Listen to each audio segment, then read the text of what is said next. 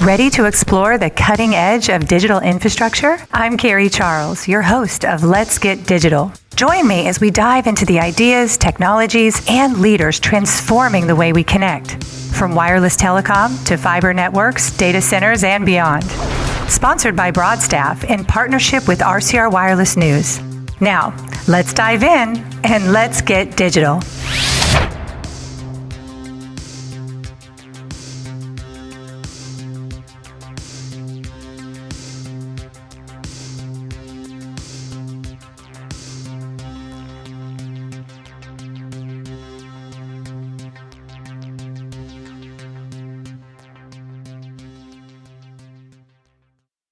Welcome to Let's Get Digital. I'm Carrie Charles, your host, and we're going to have some fun today. I have an amazing guest for you. His name is Vince Cioci. I heard him speak recently, actually, I don't know, maybe even a year ago, and I said, you have got to come on my show. He is the CEO of Luck Grove, and you're going to hear a lot more about Luck Grove. They are revolutionizing telecom and utility spaces. So, Vince, thanks for joining me. Carrie, thank you so much for having me. I just wanted to say before we get into everything, we really appreciate what you and Broadstaff are doing for the industry and for Luck Grove. So thank you. Just want to get that out of the way first before we dive into everything else. Thank you. We just love it. We love it. And this is a lot of fun too.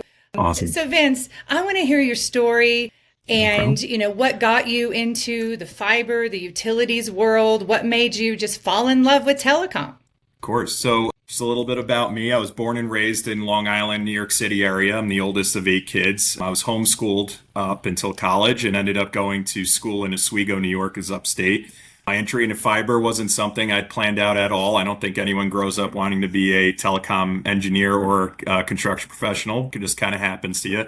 After graduating, I was working in restaurants and the food manufacturing industry when I met Mike Roberts. He introduced me to telecom, and the way I always describe it is like stepping into the Wild West. There was a lot happening, a lot of opportunity, not a whole lot of structure at the time, which for me, I thrive in chaos, so it was very exciting. What really pulled me in was, the idea of building something real and like physical infrastructure that people rely on every single day. It's extremely exciting being able to see, us be able to create that. So at that point, I'd already had one son and another one on the way. So it wasn't the safest move to just drop everything and jump in, but I did. I started as a 1099 field surveyor, learned the business from the ground up. Mike mentored me and Joe Roberts mentored me. And over time, I worked my way into leadership roles and then eventually into the CEO role. That's where I am today. What an inspiration. So field surveyor to CEO. Yep, that's right. A lot of fielding poles, a lot of freezing cold mornings, but it gave me the opportunity to appreciate what we are actually doing out there, and then also getting involved in some construction tasks as well before I eventually got into leadership roles. Not everybody gets to experience that from the ground up, and I'm glad I did because it gives a true appreciation for what our guys are doing and our people are doing out there every single day. So yes, I love it. So tell us about Luck Grove, a little bit about the founding story and what you do on a day-to-day basis. No problem. So Luck Grove was founded in 2008 by Joe and Mike Roberts, a father-son team. Joe had a really unique background. He started digging ditches for the Bell system and then put himself through night school, became a lead engineer, and eventually worked on major telecom infrastructure projects internationally. So he was actually working for the Kingdom of Iran before the Ayatollah came in, and then he was working for the King and Queen of Thailand. So he was working on some really cool large-scale projects a little before his time. He was really just a pioneer in that realm. When he came back to the U.S., he partnered with Mike Roberts, his son, and started Luck Grove right as fiber was starting to begin traction. So that was 2008. Early on, the company was small, very execution-driven. We built a reputation for ourselves by doing work the right way and just, delivering, consistency and a great product. So when I joined, I think there was about 3 employees when I joined, but we saw how large the opportunity in fiber was going to become. And, we made a very intentional decision to build for scale. That meant, bringing engineering, construction, operations capabilities in-house and building the internal structure to support growth. And, you always hear me harp on that all the time, but, it's truly the building pillars that we had to put together to be able to experience the growth that we have. So Today, Luck Grove is a fully integrated engineering and construction company supporting fiber to the home deployments, MDU buildouts, and now we're expanding into hyperscale data center environments.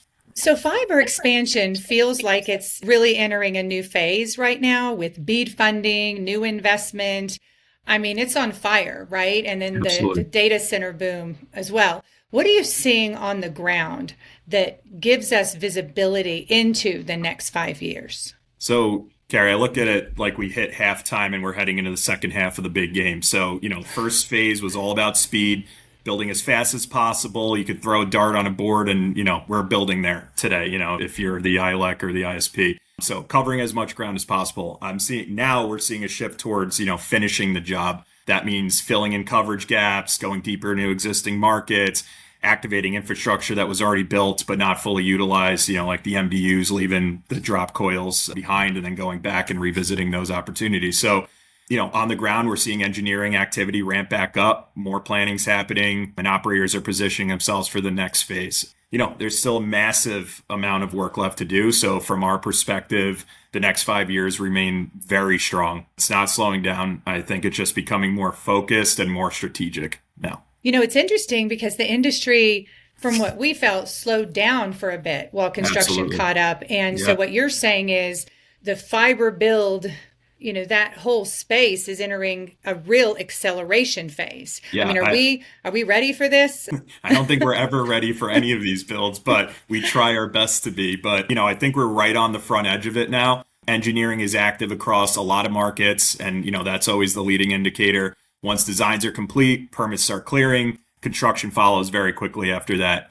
What we're seeing now is a backlog of projects that we're waiting on approvals starting to move forward. And when they move, they're large-scale deployments that require coordination, execution, all that good stuff. So I don't think it feels like a slow ramp. I think it feels more like a strategic, like a release of pressure. So, at the same time, it's more controlled than the first wave with a stronger focus on strategic builds and execution. Let's go. I'm excited. It's time. It's time to go.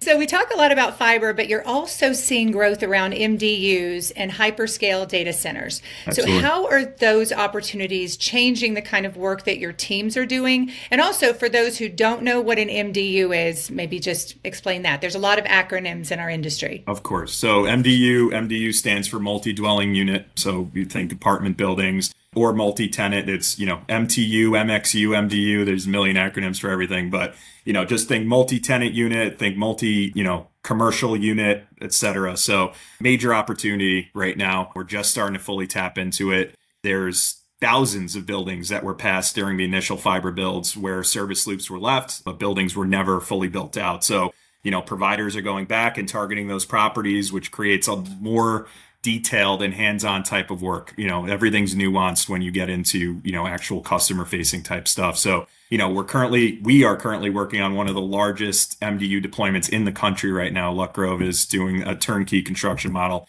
on that, and it's proven to be quite an experience. It's amazing. It's great. So we expect that type of work to become much more common. On the hyperscale side, very exciting shift. A lot of the same transferable skills that we've learned over the years working fiber to the home, but a little more specialized. You need a little bit more of experience when you're working with the amount of fiber cables and splices and the structured cabling type diagrams and layouts that you have to do. But again, I believe that the last fiber to the home big deployment really prepared us to start handling these types of jobs. So we're still early in that. We do have a few projects that are underway, but we are expecting that to grow very quickly. So one of the biggest constraints in the industry right now is what I talk about all the time is workforce and talent. How serious is the talent shortage in, fiber world and data center world? And what roles are you seeing are the hardest to fill?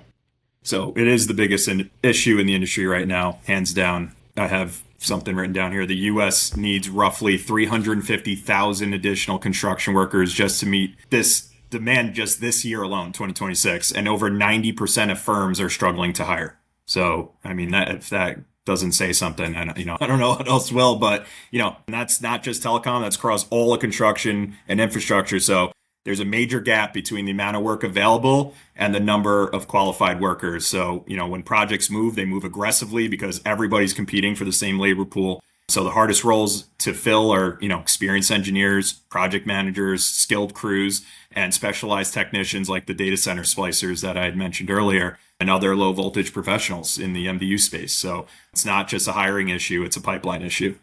So look, Lutgrove built an in-house engineering school. You told me about this. Yes. That can take someone with no telecom background and turn them into a fiber engineer in weeks. So how does that work? And why was that so important to you to build that capability internally? So that came directly from that workforce challenge that, we were just talking about. I think, we realized early on that we weren't going to be able to hire our way out of it. So we built our own pipeline. We bring people in with strong computer skills, specifically for engineering. We bring people in with strong computer skills, work ethic, the right mindset. And even if they don't have telecom experience, we train them internally. So we are essentially minting telecommunications engineers and designers. We combine experienced mentors, folks who've been in the industry for a long time, like the Mikes and Joes, and we combine them with the internal systems that we've developed at Lutgrove, and then actual real project exposure. We put people on real projects so they are learning on the job as they are completing tasks. So, with the right structure, we've been able to develop productive telecommunications professionals much faster than expected. I mean, like I said, we went from 3 employees to well over 200 engineers in a very short amount of time. And that was just due to my awesome team and implementing that quote unquote school, telecommunications engineering school. So major advantage for us, but we're applying that same model to construction. It's not always, construction engineering. Sometimes we're like oil and water, but we're trying to bridge the gap with some of the skills that we've learned when training our engineers. Vince, this is one of the solutions. Obviously, this is not an easy problem to solve, the workforce shortage that we're experiencing now. But I think that training programs internally, it is, we have to go there because we just simply don't have enough people in the industry, and we can't keep just poaching people from one another, right? No. We've got to bring in new talent. Make more. We got to create. We got to copy paste. That's what we got to do. And one day, Vince, it would be so nice if I can, talk to a guest on the podcast and they don't say I fell into telecom or I, Exactly. accidentally got into fiber. Right. I really want it to be, oh no, I planned this and I wanted to get into the data center world and digital infrastructure. In fact, like someday that's going to happen. But I do think that what you're doing is what every company needs to do, no matter what size, is to build these internal training programs. So hats off to you. Absolutely. We're all in this together at the end of the day. We all got to get the job done. There's plenty of work out there for everybody. So I encourage everybody to, if they're not doing it already, definitely do that model. It's the way to go.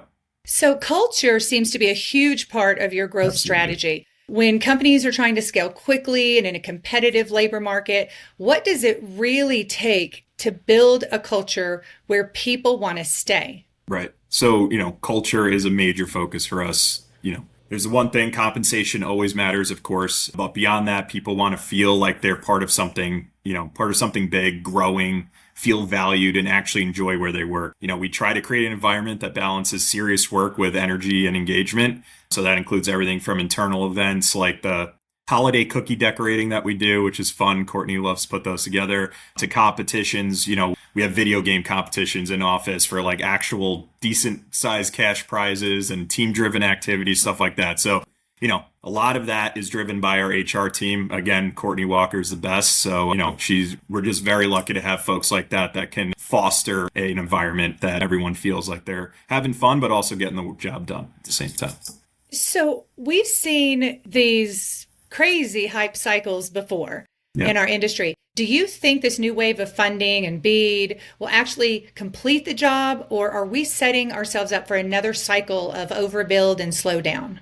So what's interesting to me right now is that the industry is already active. So, there's engineering underway, projects are moving, and real demand is driving the work forward. So, this next phase is dependent on BEAD. It's already happening. But what BEAD does do is accelerate and expand that momentum. We have a couple great BEAD related projects with some great customers that, we are definitely seeing that are adding, just compounding this next wave of growth that's happening across the country. So, BEAD helps fund areas that wouldn't be addressed as quickly otherwise and supports a more complete build out across the country. I also think this phase is more disciplined than previous cycles. Operators are being more strategic in how they deploy capital and where they build. So that's where BEAD comes in and allows, takes away that fear to, enter markets they normally wouldn't.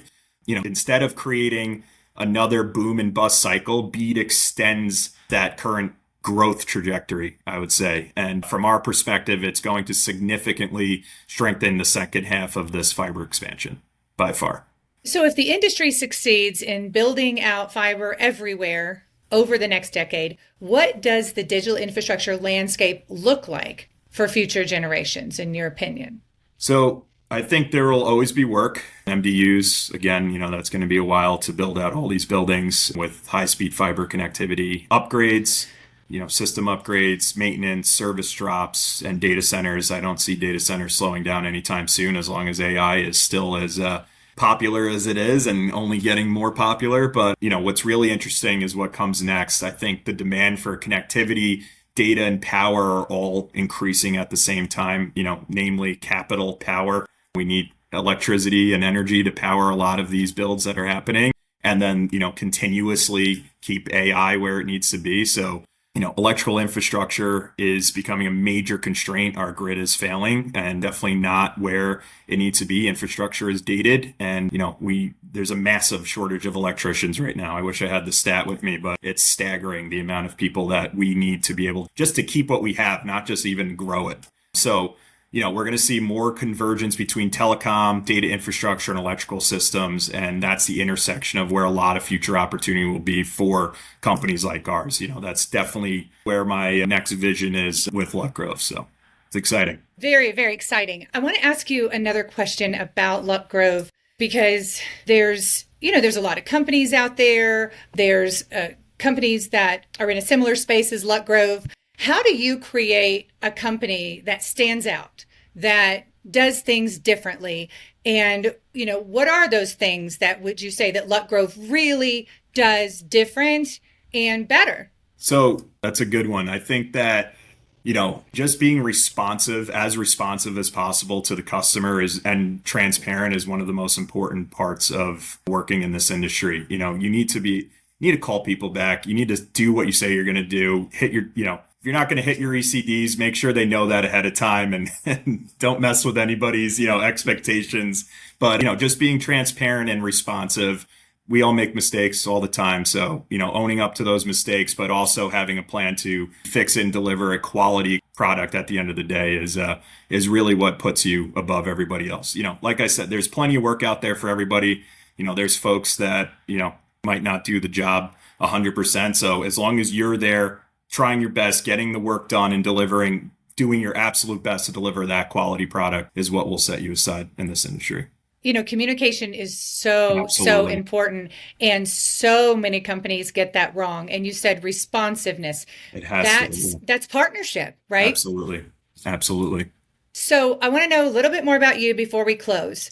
What drives you, Vince? What just makes you motivated every day? And every time I talk to you, you are so excited and you've got all this passion and energy and you're in a good mood. And what is it? Give me the secret sauce here.